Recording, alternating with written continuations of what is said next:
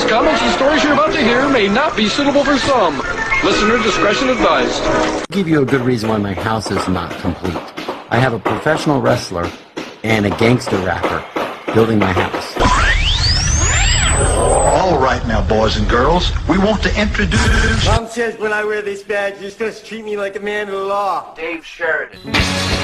I did poop my pants a little bit on purpose. You know, I wanted to. Oh, you did it. CJ Creech. I actually got on Facebook a friend request from a member of ISIS this past week, which was really freaking weird. Have you seen your beard lately? The Dave and Creech Show. Now here's your host, Dave and Creech. Hey, David. This is Creech. We're waiting on Dave Sheridan. Okay. Just like you know, I'm accompanied by my producer Michael McGlynn and my wife who does special effects. She's producer as well, Amber. This is basically like a family affair. I think Dave's gonna do something for the movie, right? Or he's already filmed something, or? Yeah, he's gonna do something. We're shooting for him to film with us in May. We got a sheriff role that he's gonna be perfect for. Oh, I don't doubt it. He's really good at that role as a sheriff. Yeah, no, I really liked. I mean, I know it's a parody, and I hate to say that, you know, because I don't, you know, I liked him in Walking Deceased. You know, I thought he played the role really well, even though it was supposed to be a parody of Andrew Lincoln.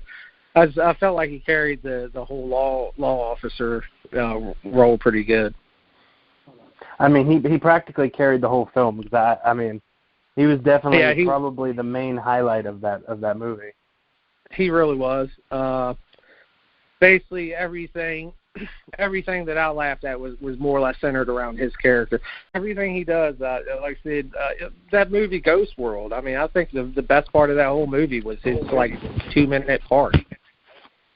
Oh yeah, hands down. I mean, granted that was a good movie, regardless. But yeah. His role was definitely memorable in that. Yo, Dave Sheridan. Dave Sheridan. Well, welcome, Dave. Yo. Now that we've got all of our compliments to you out of the way, we can just talk shit about you for the rest of the podcast. Oh, perfect. Thanks. As soon as I park, what these guys don't know is my wife doesn't let me do the podcast at the house. Not anymore. Yeah. She hates the sound of my voice, and I talk too much, as it is already. So she doesn't want to hear me talk even more. So she kicks me out to the car. I used to go in my office, and even that was too loud. She's like, "Oh, just get out. I don't want to hear about horror movies and people and you and Creech." So now I get relegated. It's actually funner for me, though. I like to go and chill out in a parking lot. I've never had a cop come over, though, and say, like, "What are you doing in this playground with these kids?" You know, 'cause, you know. I mean, you're in L.A. It's probably expected at that point. Yeah, exactly. It's really easy to get away with anything in L.A. You just put a tent over your car. I used to have to pay for parking meters, but now I just have a pop-up tent, a Coleman pop-up tent. I put over my car. I can park it anywhere. They think it's just a homeless guy, and they let them go. So I park my car everywhere, man. I was on the lot at Universal. I pulled right into the lot, you know, and just popped the tent up, and it's great. No more meters. You don't have to pay meters or anything. Pull right on the sidewalk. You need to start one of those Lifehack videos, how to get free parking anywhere. Yeah, Lifehack, how to get free anything is great for me, you know. I'll give the audience a tip. Because, I mean, I think, Creech, you know I'm pretty frugal, right? We had this discussion, I know all too well. Yeah. I've been to many Walmarts trying to find a cheap pair of pants with you, yeah. So yeah. Exactly. We went to, like, how many Walmarts, right? Exactly. Like 2 or 3. Yeah. It's funny how many Walmarts are in Florida, all right? It's crazy. Yeah.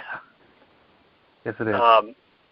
Yeah, a lot of people like to call me cheap, but frugal is the more, like, you know, kinder, gentler word, you know, is frugal. But I just don't, first of all, I never pay full price for anything. I clip coupons. I do Ebates, et cetera, et cetera, et cetera. But when it comes to going to the movies, I'll give the audience a tip. First of all, I'm not a senior when it comes to movies because the senior rate at movies is 60 years old. I'm 50, but I am in the AARP, which gets you a lot of discounts. So at 50, I got my AARP card just so I can get discounts and stuff like that at restaurants and stuff. But here's the key to getting the senior rate, which is like $3 cheaper. You know, it's literally like the, especially if you do the matinee senior rate, you could get into movies for like $5.50 nowadays at places that are like $10, $11, $12.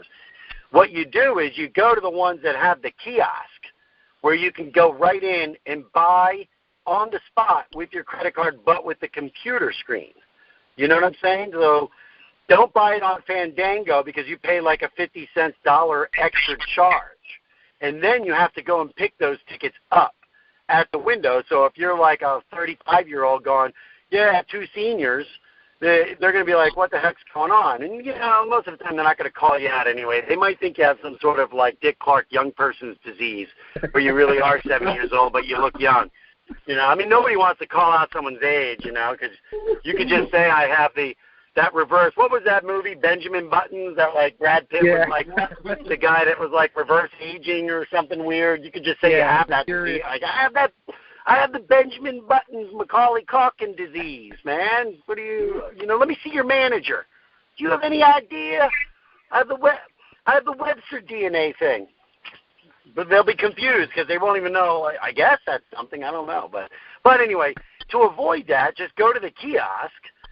The thing inside, right when you walk in, I don't know, not every movie theater has these, but there's enough of them. So if you know of one by you, just go there. There's no fee, and you can avoid the lines anyway. And then you buy the seniors there, and then you take it right to the ticket taker, and he never looks at it. He just rips the ticket and says Theater 7 down the hall, right? So there you go. There's a life hack there. Now, it's a different kind of life hack because that really is, you know, a scrupulous life hack. Now, the funny thing is I shouldn't be giving people ideas on how for the movie industry to make less money because I'm in the movie industry. But quite frankly, and we're on with some filmmakers here, like I just had a movie, what was it, Creech? We did the podcast, we did the premiere. Spy Intervention? Yeah. Spy Intervention. What was it out on in the theaters on Valentine's weekend? Yeah, Valentine's Day theaters and VOD. Yeah, but really, like when my movies are in theaters, it's for a weekend, and it's just to pump up the VOD purchasing power. You know, the pricing that they can do on that. So I don't think I haven't been legitimately in a movie theater in a while because unless you're in a Universal. You know, unless you're a Marvel comic thing or a Star Wars or something, it's hard to get into those movie theaters, man. It is. And they also don't employ a lot of humans because it's all a lot of like computer generated crap, right? There should be like I just saw that movie. Did anybody see the Wild one? Into the Call of the Wild? No, I haven't seen that. No. I know what you're talking about. It's pretty good. I liked it a lot, but the dog is CG, like a kind of Scooby-Doo, but more realistic. It's kind of got that Jungle Book realistic animals look. But all the dogs are CG. But it's good, it's fun, but there's no real dogs. And they couldn't get the dogs to do what these dogs do because it's crazy what the dogs do. But there's also an animated cartooniness with the dogs' features and their faces and the comedy and the sadness and the humanality of the faces. It's actually, I thought I was going to not enjoy it because of the CG animals, but it actually made it more of a movie with emotions and, you know, lighthearted. I would say it was pretty lighthearted. There was some poignant stuff, but it was mosely lighthearted, but it kind of had that Clifford the Big Red Dog sort of feel, you know, and that was good though. You know what I mean? It wasn't a laugh out loud Scooby-Doo thing, but it really did have that animated dog thing that really felt they got the emotions across much larger and bigger, and the comedy physicality, you know, the whole like spinning your feet thing and sliding into the ice and all that other stuff. It was fun. I recommend it. I'd give it a 2 thumbs up my ass. My ass. That should be Doofy's. We should do Doofy reviews, Creech, where I'm just like, yeah, right, kid, I like dogs. Mom said dogs are good, but they've got coronavirus now, so don't lick a dog. Don't let a dog kiss your private parts. They did it one time and their tongues feel good, but they can pass diseases, and sometimes they bite. I give the movie Called Wild 2 thumbs up. My ass. That'd be fun. There you go. We got Dave Kerr, his wife Amber, and who again? Michael McGlynn, our producer. Yeah, Michael. Dave, Michael, Amber, and you guys are out of Virginia, right? Yeah. And you're making a movie called Bloody Summer Camp, correct? That is correct. And Dave, before we get into Bloody Summer Camp, you have already made a few movies in the past. Tell me a little bit about those films. Well, Curse of the Slashing Nurse was my first film. It was a very, very low budget, pretty much no budget film. It was about a female slasher. We wanted to make a female badass killer that was in comparison to something like Jason or Michael Myers, because I always kind of felt like the females didn't really have a really badass masked slasher. You had female killers, but they were never kind of like a masked killer like Jason or Michael. So that's what we kind of went with, and we did a nurse, and so we filmed that movie, and then that was mainly comprised of people that I knew, and it was kind of a learning experience. And so then with my second film was actually a follow-up to the first one. It was Return of the Slash Nurse. It was a sequel, and we just kind of upgraded everything that we had done from the first one and just tried to make a better film the second go-round with what we had learned from the first experience. But it's not a remake. It is a continuation. And yes, it's a continuation. So let me take a step back here, Dave. Now, was the team that's on now, were all three of you guys were involved in the other two movies? No, just me and my wife.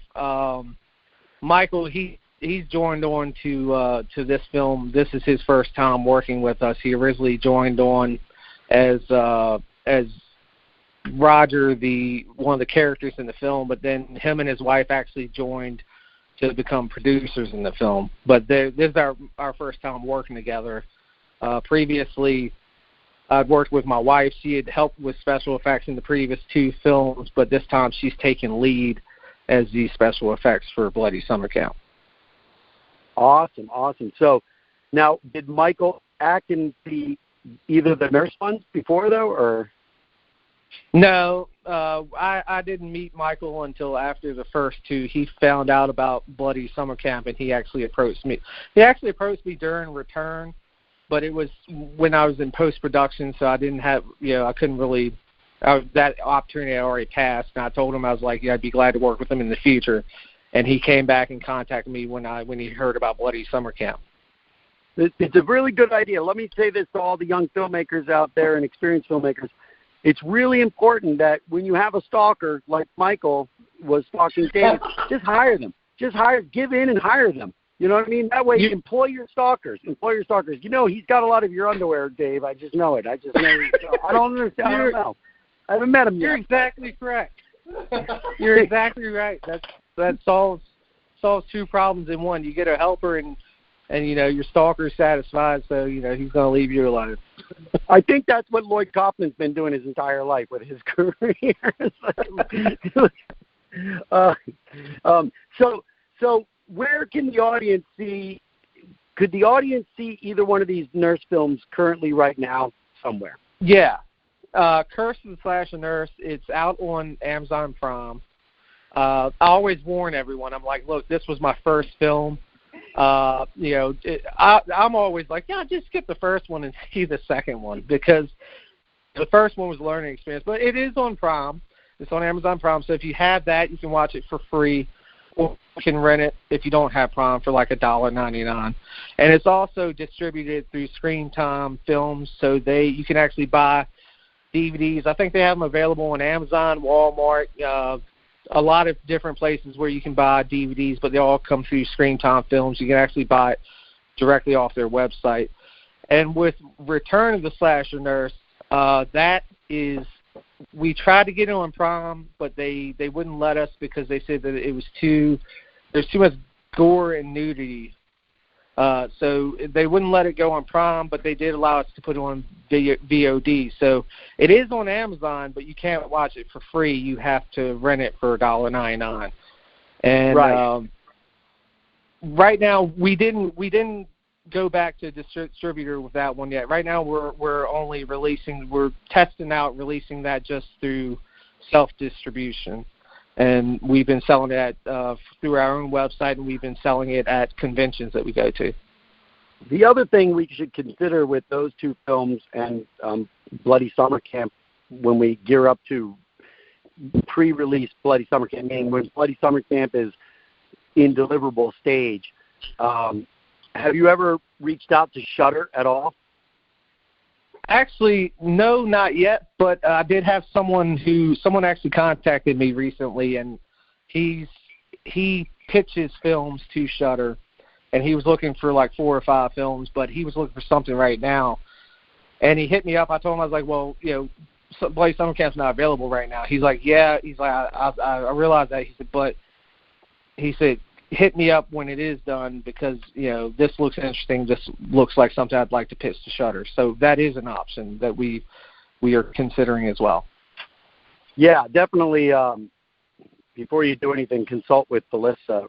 Now, Felissa Rhodes is already in the can. She's already shot her role in Bloody Summer Camp, right? Yes, we filmed with her back in September. Now, walk me through how did you first approach Felissa? How did you attach Felissa, and how did that all come about? Well, when we did our first crowdfunder, one of the things that we promised people when we were trying to pitch everyone our film, just to give you a brief history, we actually went back and filmed a pitch trailer. We just I wrote some of the scenes down from the script, and we went through these volunteers. A lot of them aren't actually in the film, and we filmed this pitch trailer. It was 5 minutes long to show everyone what we had in mind. And and we put that on our crowdfunder along with a promise that if we succeeded in getting successfully funded, one of the things that we would do is bring in a horror icon to the film that we thought that fans would enjoy. And when we finally did succeed and we made our mark, to me, doing an 80s summer camp slasher, Felissa Rose was the very first name that came to mind as far as being someone that everyone's going to love, someone that fits the type of film that we're doing. And so actually I wrote her through on her website. I went through her contact information and I sent her an email. I pitched to her, and I didn't hear back for a while, but finally she did get back to me, and she said that it takes her a while to get through her emails and through her website. And she said that she loved the concept. She wanted to see the script, wanted to hear about the character, and I went over that with her. I sent her the script. I gave her my ideas, and she absolutely loved it. And she said she was more than willing to be part of it. Okay, and just to take a step back from that, how long ago was that? Like, how long? When did you sort of like, did you already have the script written, or did you reach out to Felissa before your script was even finished, or how did all that? Yeah, it was already finished. We had finished it, and it was right. I reached out to her prior to us getting funded, just because I wanted to kind of get a head start, but the script had already been written. This was back, I think, in right around the start of our crowdfunder, which was, I think, the end of May of last year. Got it.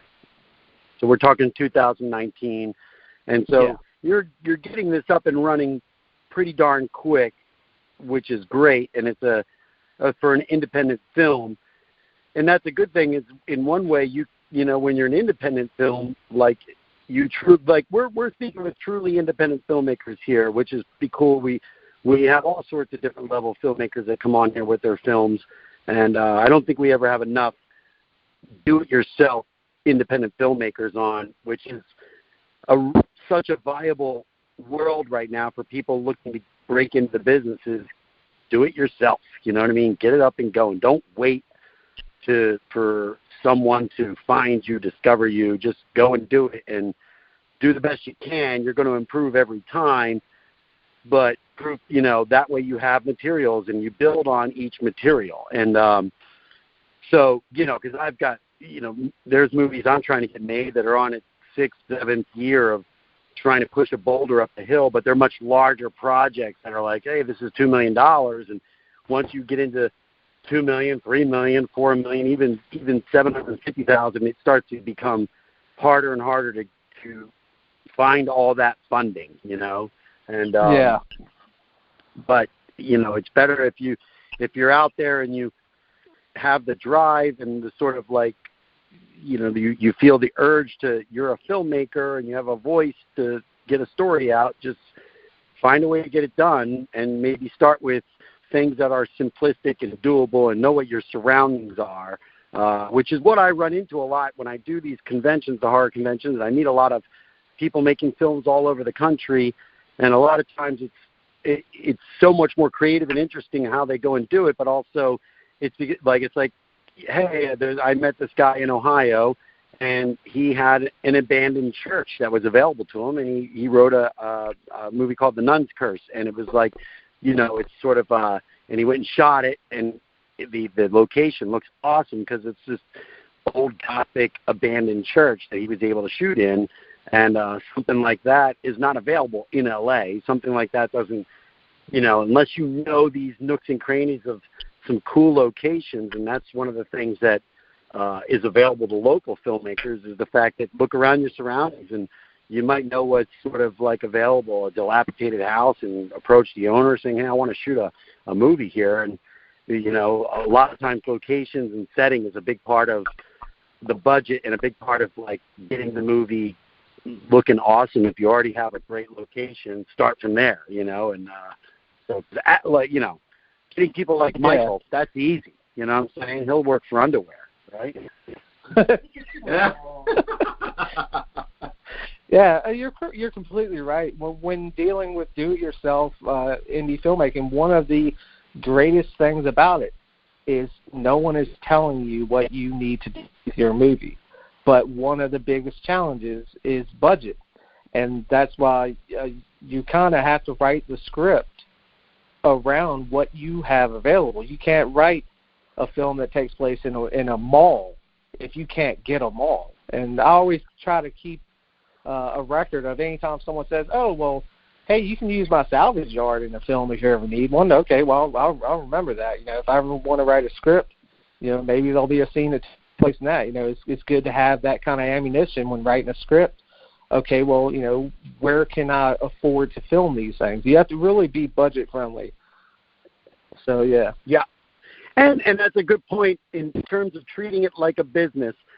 And there's people out there listening that work in sales, and one of the big things with sales is always keeping an account of people you meet, keeping your leads, making, you have sort of docs of these are my leads, these are my past buyers, these are the people we call when there's telemarketers. I don't want to give the actor's name away, but I've worked with an actor that back when he was first starting did telemarketing. And the reason I'm not going to tell you his name is because this was pretty ruthless. What they did at this telemarketing place was, as they did these telemarketing calls, they would figure out, like, it would become obvious when they hit elderly people and people that almost were like sort of like a dementia or Alzheimer's, and they would make notes of that and basically go back and recall them and resell stuff to them again. It was they're pretty ruthless, but it's the same concept of, hey, wait a second, I have all these, keep it, hey, I've got a locations docs, I've got actor docs. When I run into actors, I make sure I keep all the things. When I run into crew and cameramen and whatever it is, start building up your Rolodex of contacts that you are ready to jump on, special effects people. Yeah. Walk me through, without overly thinking it, some of the aspects from Nurse 1 to Nurse 2, when you said, oh, I made a Nurse 2 to basically improve upon things that I learned, what were some of those bigger things that come to mind that were some of the changes or some of the differences of how you approach things? Well, I think the biggest thing, I mean, I kind of knew it at the start, but I think it was more so that no one was willing to give me the shot. Was my first film, I had to do the cinematography, and I'm not a cameraman. But it's one of those things where if you don't have a crew member, you're that crew member. And so, like, I tried really hard to find someone, and I had a couple people that were interested, but then they kind of dropped out last minute. And when we started filming, I had to do the camera work. But after the first one, after having that film, after being able to show, this is my film, I actually was able to meet a DP, which is Owen Young. He's been my cinematographer for Return, and he's coming back for Bloody Summer Camp. It was a stroke of luck meeting him. I actually met him on Craigslist, but he's an amazing guy. He shares the same kind of passion that I do for filmmaking, and he's been a blast to work with. Just having him on board just took the film up a whole nother level. But other things I learned along the way was how to deal with cast members, because, of course, when you're dealing with cheaper films where people are working for little or no pay, they're a lot more likely to flake off, because they've got jobs, they've got other gigs, and it's kind of like a management thing that you have to kind of like prepare for these people to not show up and kind of think on your feet and learn to, okay, well, this isn't happening. We're not getting this shot today. What can we get done? How can we do this?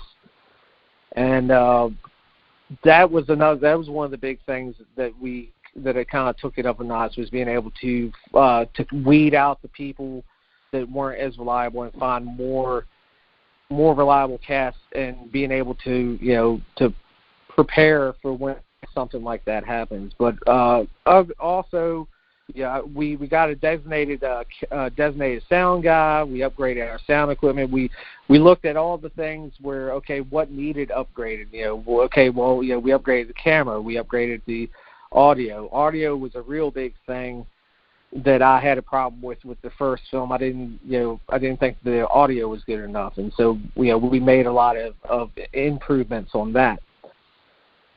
Right. I don't want to ramble on more. I'm trying to think of everything.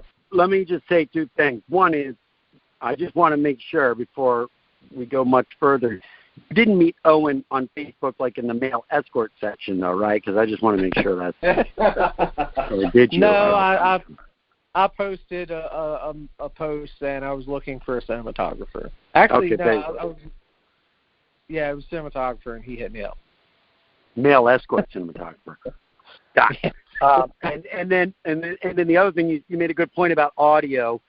A lot of people don't realize that the sound is 50% of a movie, whether it's the actual talking sound or the sound design with effects, and whether it's effects of a nice sound or the soundtrack, like music and score. It really is 50%. You watch the movie with your ears and your eyes, and some. And there's been films where they'll throw scents and other things where it was like smell-o-rama and stuff like that. But that didn't really catch on. But scratch and sniff. Yeah. Yeah, exactly. But so sound's important. And the other thing to consider with sound, and I've done films, major studio films and a lot of independent films and everything in between. And one thing I learned was camera equipment moves at such a fast pace. The development of cameras are moving like smartphones and computers, because that's really what they are. And so the technology, if you invest in buying a camera, it will be basically outdated in 3 or 4 years. But sound equipment, if you invest in really good sound equipment, you're really set for 20 years with that stuff. And the same thing with lights. And so those are the elements that are areas that, if you have money to invest in sort of your equipment, is probably the first place to really put the hard buy money in and always try to find the cinematographers that own their own cameras and let them bring their cameras and let them deal with that thing's outdated now, or I'm got to move on to this, or try to look for places to rent cameras. But I avoid buying cameras. I bought a lot of cameras in the 90s and the early 00s of the 2000s, and now it's cool. They have retro cameras if people are looking for different looks, but at the same time, it's hard to keep up with the latest and the greatest in the camera department, but really good microphones and really good sound stuff pretty much, is going to stay in vogue because they don't really improve those things too much because they're already pretty good as it is. So, go ahead. The first thing, like with the sound, I looked at it. I looked all that up, and I read that basically someone's like, you could have like a kind of grainy film, and the audience will forgive you for it. But if you have a film and they can't hear what's going on, they'll trash that film immediately.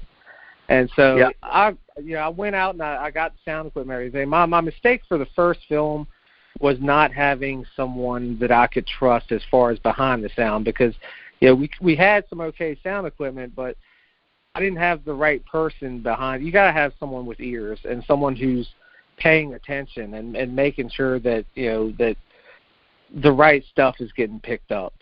And also one of the other things, that was the big thing that I didn't realize in the first one, that when I got Owen and he's lighting every scene perfectly, and it's like, well, shit, I used a lamp in the first one. That was another big one that is a learning experience. You don't know until you've experienced it. The other thing, while I'm thinking of it, and I'm going to jump back to the other note I was just going to talk about, is a thing called room tone. And, when you're shooting somewhere and you might not realize there's a refrigerator sound that's actually constant in the thing, or you might not realize that there's some hum that the building's making, or just in general outside sound like some traffic or something like that. If you do about 20 seconds of room tone, a lot of times what people don't understand why they're doing that, one is it smooths out some of the editing because you can add those room tones over areas of editing. Or if you're going to ADR and you redo the voices, then you have that same sound that you could put underneath as a blanket. But at the same time, and this is something to pay attention to, is that whether it's Pro Tools and there's Cubase, I'm sure there's a whole bunch of lower costing sound post sound equipment, editing equipment, like stuff that you record music in. But they have the ability to take sound samples. So if you put in the room tone of the sound, there's a way then with a click of a button that now it can go through the entire file and remove just that frequency of that refrigerator, and that would clean it up as well. So there's all this post stuff that you don't really need to go to a major studio to do. There is some elements that you can clean up your sound on your own. Room tone is super, super important, So. And that's one other big thing that we're doing actually from the last film to this one. Is the last film I edit the film. I like editing. It's kind of probably one of my favorite things aside from directing. But I don't like sound, and I dealt with it with the past two films, but it's just it's not my thing. And this film, we actually have a sound editor sound mixer who's going to be coming in and actually doing, someone who's more experienced than me who's going to be handling that, because I felt like the last film still could have been a lot clearer, and could have sounded better. So we're always trying to upgrade from the last film. Yeah. Now I wanted to ask a question to your wife. What's your wife's name again? Amber. That's what I thought, Amber. I didn't want to say the wrong name. I will never get it wrong again. I love that color. Is that a color? I think amber is a color. I don't know. It might be. It is. There you go. So you're a little dark in places, I think. Isn't amber a little dark? You have a dark side to yourself, Amber. I mean, that's legitimate. But specialized in gore, so. Exactly. So you're going to be doing the lead effect on this, the effect, the gore and the blood and whatever it is. and makeup effects on this film, Bloody Summer Camp. And so what is, you know, how did you get into that? And then sort of how did you transition into this? And what were some of the big sort of challenges now of taking it fully on? Well, with the first two films I had, it was just something that I started doing, really. I like makeup, so I kind of look at things like, well, how do you do it? Because I want to do that. And so I started doing it. I love horror movies. I've been obsessed with horror forever, so it just kind of fit. And then with the first two films that we did, I had a hand in special effects. Return of the Slasher Nurse, I actually did a lot of the effects.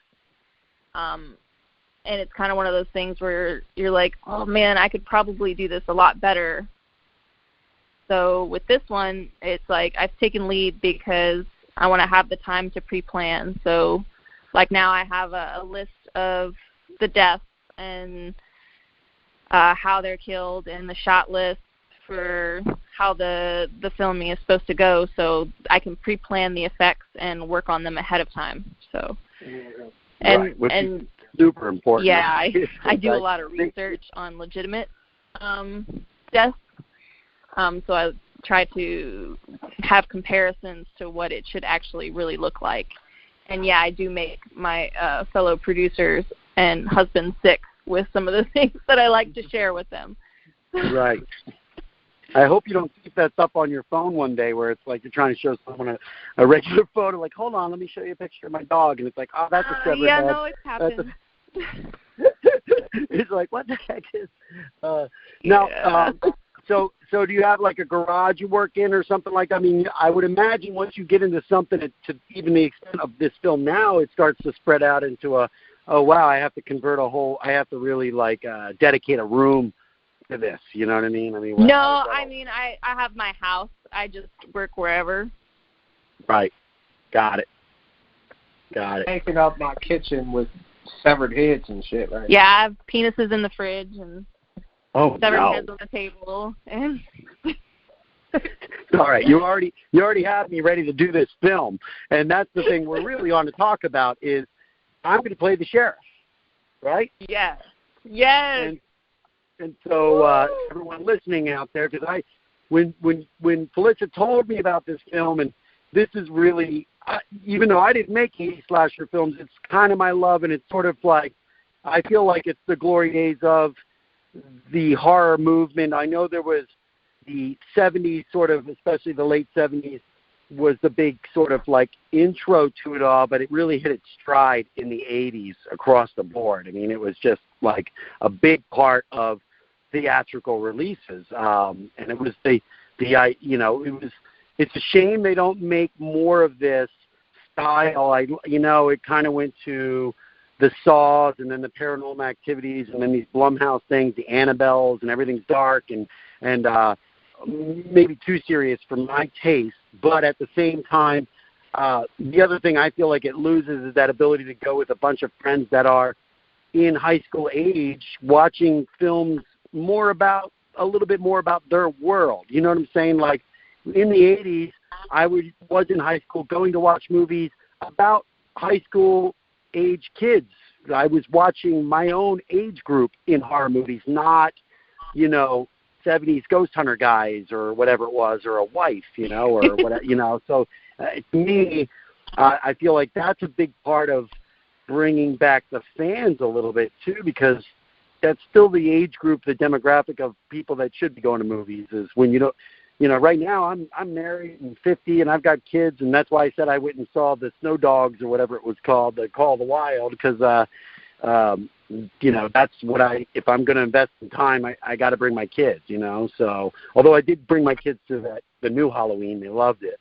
But Halloween I already knew was going to be sort of family friendly in that sense, And I go ahead. And which I was in. Yeah, plus you were in. We were looking for you. Right, exactly. I'm waiting for you to die in one of those movies. Creech plays a good bloated guy, even though he's already 400 pounds. You could play. Exactly. You'd be a very big, dead, bloated guy. So, we might just have to write a special part for Creech to be in this thing too, and just something where he's just a guy lying in bed on the road for no reason. Hey, the more people to kill, the better. Yeah, maybe when you figure out the prequel part of the whole like murders at the gas station or something like that, Creech can play the gas attendant or something. He's got a great look. I don't know if you guys seen any photos of Creech. He's Creech, how big are you right now? About 400, yeah. 400, yeah. He fluctuates. He fluctuates between 395 and 480. So I'm just kidding. And you know, when you meet him, you'll know exactly why his other second half of his lust for life is professional wrestling, because he really is a professional wrestler-looking guy. So I got to see you get in the ring, Creech. I know you've done it, right? I have, yes. I did it for a documentary. I want to see more. I want to see you get your ass beat really bad. But so I'm gonna come on and do Bloody Summer Camp, and you guys have already pretty much have had a pretty successful second round of Indiegogo, where you've reached your initial goal, but now we've also made it, because we've done that. We've reached, what were you calling it, Dave? We're it's not an extension, but what? A stretch goal. Oh, a stretch goal, right? So we can keep the Indiegogo going, and the reason why we wanted to sort of keep it going is because now that I'm on board to play the sheriff, we can sort of create some new perks. What do they call them on Indiegogo? Is that what they call them? Perks? I don't know what they call them. Yeah, they're called perks or perk tax. You know, depending on whether it's more than one. Right, and now we can involve me in those perks, where it will be some personalized stuff from me and some package perks that involve things like, you know, I'd like to I'll donate my script that I'll use, and with script notes and stuff like that, or maybe the sheriff hat. And I know you already had some ideas on some of those things. Do you have some of those, what those perks might be? Yeah, I thought about. I reached out to Felissa, and I talked to you about doing some signed DVD or some signed Blu-rays, and so we have that. We have that we're thinking about offering. Signed Blu-rays that are signed by you and Felissa, and we also have the. Like you said, the sheriff hat. We were thinking about doing possibly some sheriff badges signed by you. And one really cool thing that we have is we have these oars that are Camp Trustfall is on the oar. Camp Trustfall is the name of the camp, and we were thinking about getting them signed by you and Felissa and the rest of the cast. These that'd be great. That have bloody handprints on them. Nice. Yeah, those would be great. Those would be awesome. And are you going to be running any more VHS stuff? Are there VHS packages available on the thing? Or have you pretty much? We could. We sold out of the first round. We could offer more if people want them. We can definitely do another round of VHSs. It's all about Bloody Summer Camp. So that's what exactly. And I can't wait to do it. I don't want to give too much away from my role. Michael, who is Roger? Tell me a little bit about Roger in Bloody Summer Camp. I know we're switching around. And is Roger one of the counselors, or is he the main counselor guy, or is he one of the what is he? Oh, Roger's actually the other camp director along with Felissa. Got it. Then I've seen some stills. Then I know who you are. I know what you're. Got it. And so we'll have some scenes then, right? Oh, absolutely. I'm actually really looking forward to that. Well, that makes one of us. Double that up. Double it up. If you could double up looking forward to that, I think it'll be even Stevens. You know what I mean? And I can definitely give you that. Yeah, Dave told you no eye contact, right? You really can't. You're not allowed to look at me. You look at my nostrils.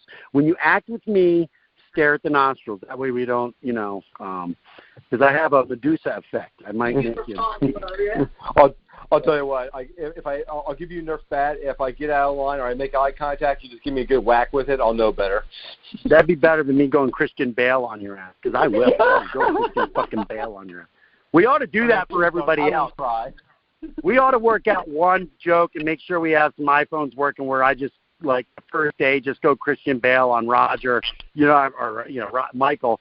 You know what I'm saying? Like, and just have these other people not in the know, like, what the fuck? Like, he's yelling at him about like, looking at him the wrong way, and he's staring at him. Don't stare at me over there. What the fuck are you doing? You ate my M&M's. Those are my fucking M&M's. Dave Turtle will jump in on that in a heartbeat with you on that one. Yeah, that'd be fun. Let's do that. So we're going to announce this. Creech, we're going to edit this together and get this out. This is a Bloody Summer Camp podcast, but we also really, it's an introduction to Dave Kerr and his films and stuff, and about the other two films, because, people out there, if you go and rent his other films, that's also earnings for Dave. And, we're trying to basically push this up a little more, because the more money Dave can have, the more he can put into this film, and the more you make me look good. And basically I can get upgraded from sharing a 2-queen room with 3 other PAs. I can get a king. Dave promised me a king room on my own at the Motel 6 off of the Supply Business Road there. And so off of exit 23. I promised that to you. Only the best. Yeah, exactly. Yeah, when it was on my bill. Yeah. But I don't get the key. I don't get that key card until after we get the first day in of shooting. So I got to earn it. I don't get 2 key cards. If I have to lose one, I'm out. But no pay-per-views either. No pay-per-views. Yeah, exactly. You're taking the TV out of the room. So I can't.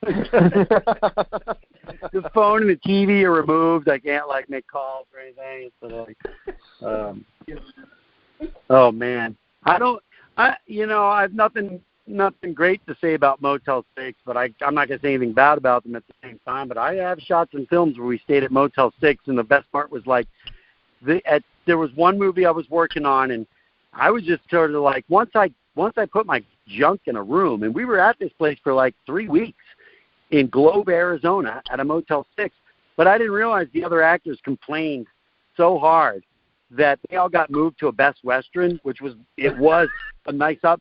And it wasn't until after, I go and I get in the van, and they go, we got to go pick up blah, blah, blah, blah, blah, blah. Wait, aren't they staying here? No, we moved them to a Best Western. Apparently they didn't like this place, and they complained. And I go, I could have did that. I would have done that, but I don't do that.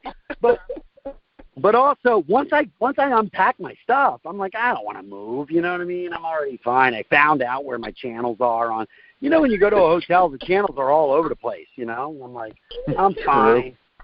And then they started sending me. Everyone was pranking me and sending me photos of their rooms and the breakfast bar, Best Western, and the coffee bar, and they were like, and then they made up stuff where they showed candy bar, full Hershey candy bars on the pillow that they were getting the Best Western, which wasn't true, but they were really getting at me, They were sliding Best Western locks underneath my doors. It was just it went on beyond being funny.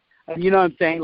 They kept laughing, and I was like, God, the joke is the same joke as 3 days ago, but I'll laugh with you because I'm not annoyed by it, but I just went, you're talking to a professional comedian here. I guess. I like to claim I am, but, I know how to up a joke. They just kept being the same joke over and over again. So, with that said, don't put me in the Motel 6, dude. Don't do it. If you think that's going to be funny, that will not. Best Western, yes. That's what I was thinking. Yeah, I've never had experiences with a Motel 6. When I was doing HVAC, they put me in a Super 8 before, and I had to sleep above the covers because the sheets were stained. Yeah, well, no. Any hotel that ends with a number, don't go to Motel 666. Don't do a Motel 6. So anything that says we'll keep the light on, but that's the only light we have. Be careful, yeah.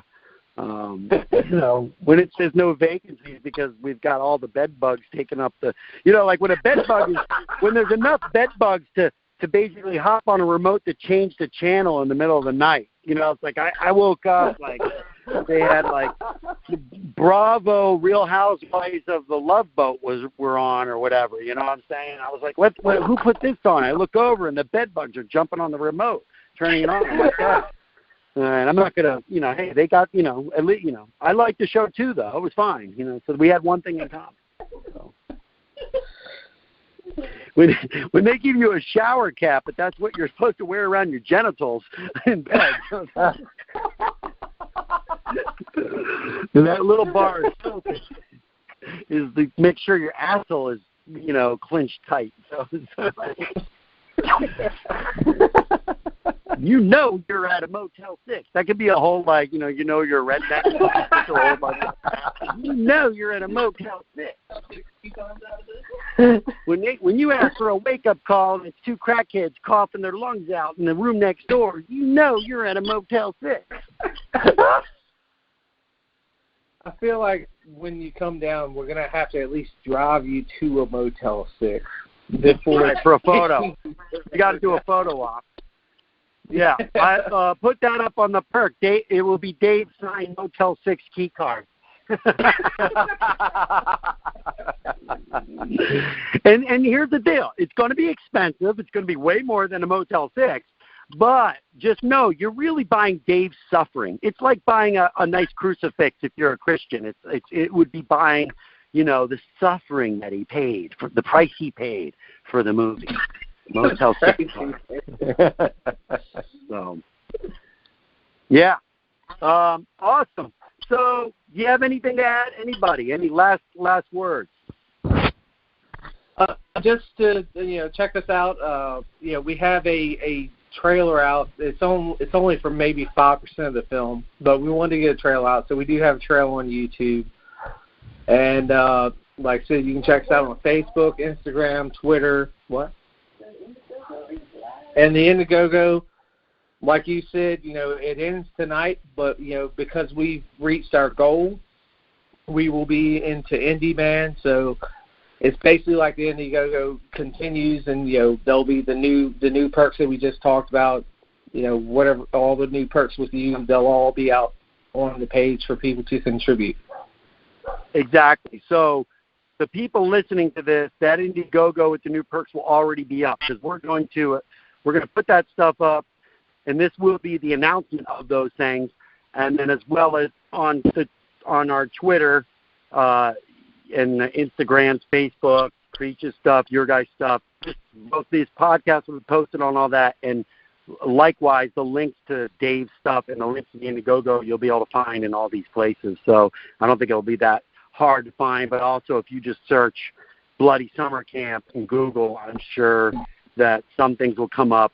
And we're going to shoot this like middle of May, and so unless something happens with the coronavirus, then I think we'll be okay. And I do want to say, because this might be the only time people listen to me do a podcast within the next 2 weeks, don't listen to all the hype on the coronavirus. It is sort of a bullshit hype. It is something to be concerned about. You obviously should be concerned about catching the flu or catching something that is quite a bitch to catch. But if you go, and I'll post this stuff on Twitter at some point, there is basically a website, and it's an official website that gives you the breakdowns of the people that get sick, all the people that die from it, people that don't die from it, the percentages of the other illnesses that they have, et cetera, et cetera. It's 95% of the people that have died from coronavirus are 70 years or older. 99% of the people that have died from coronavirus are 85 and older. There's been no kid 10 or under that have died from coronavirus. Only like a 0.01%, 0.01, we're not talking about 1%, 0.01% of all the deaths have been people 60 or younger, okay? Or 50 or younger. So if you fall into that demographic, it's just going to be a bitch of a cold. But here's the thing. You want to take precautions because you don't want to spread it. we all should be, vigilant on the flu at flu season, and this is going to be a coronavirus season we don't know if we're going to get rid of it this season. The virus will naturally die out by June or July around the entire world. But it may lay dormant until the fall. But they're going to try their best to eradicate it through where the hot spots were, through extensive cleanings and stuff like that, just like any other coronavirus, because this is a different coronavirus. I think it's number 19. So if you look on Lysol, you'll see Lysol's always had coronavirus on the label. There also is, Purell does not disinfect against coronavirus. Just Google, hand wipes and sanitizers that do. It's like Hibicel or something like that. There's still things they sell at CVS. I'll post those. Man, you know what? I'm not going to post those because I got to buy them first for myself. I don't want them to sell. But, hey, man, I got to look out for myself here. No, but obviously, I know I'm talking to a lot of people that go out to the conventions, and I get to see a lot of people and I shake a lot of people's hands. So I want to get the information out there because I don't want the conventions to suffer some sort of hysteria dip in you know what I mean? So there is. Especially not the New Jersey one. Yeah, exactly. The New Jersey HorrorCon, which I'm going to be at. We might as well mention that now. That's like March 25th, 26th, and 27th. And you guys are also going to be there, right? At least Michael and we will Amber be. are going to be there, right? Oh, actually, Dave and Amber will be on set, cannot make it, but myself and my wife, who's also a producer, will be there. Yeah, I can't be there because I'll be filming, but you'll get my stalker. Got it. So Dave and Amber will be there, right? You guys will be there. Yeah, Mike and Jamie, the producers, they'll be there. Got it, Mike and Jamie. Oh, okay. So they'll be there, and that's great. So will you guys have a table, or you'll just be making the rounds? What are you doing? Oh, no, we will have a table there. We do a lot of fun prizes and stuff. We actually have like a Wheel of Fortune wheel that we let everyone spin and win free prizes. And then, of course, we promote the movie. We have a lot of cool merchandise there for sale. We'll have mugs, water bottles, the oars, and as well as the original films. We'll have copies of Return and Curse of the Slashing Nurse, posters, and then, of course, when I'm not doing that, I'll probably be stalking you and Melissa. So here's the thing, guys. Anyone out there, if you go to their table and you buy something you like, bring it by Felissa and my table, and we will sign it too, since we're going to be in the movie. And that way, you'll have something that's already pre-signed instead of trying to track it down later on.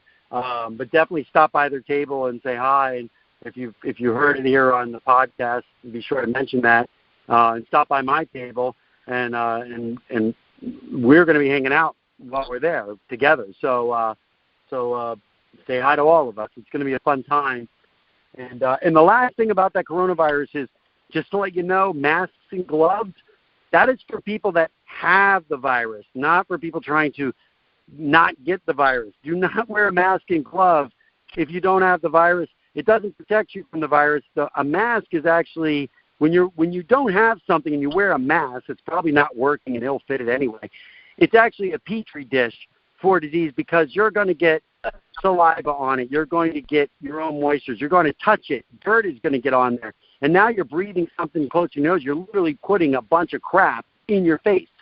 That is not what you want to do. It's actually for people that have it so they don't cough and spread the thing. If you do think that you have a fever, if you think you have a cold and you haven't gotten checked out and confirmed that it is the coronavirus or not, wear a fucking mask and clean your house, wipe down things. And when you go to Walmart, make sure you wipe down the stuff. When you're at the gym, wipe down your own stuff and wipe down the stuff before you use that at Walmart.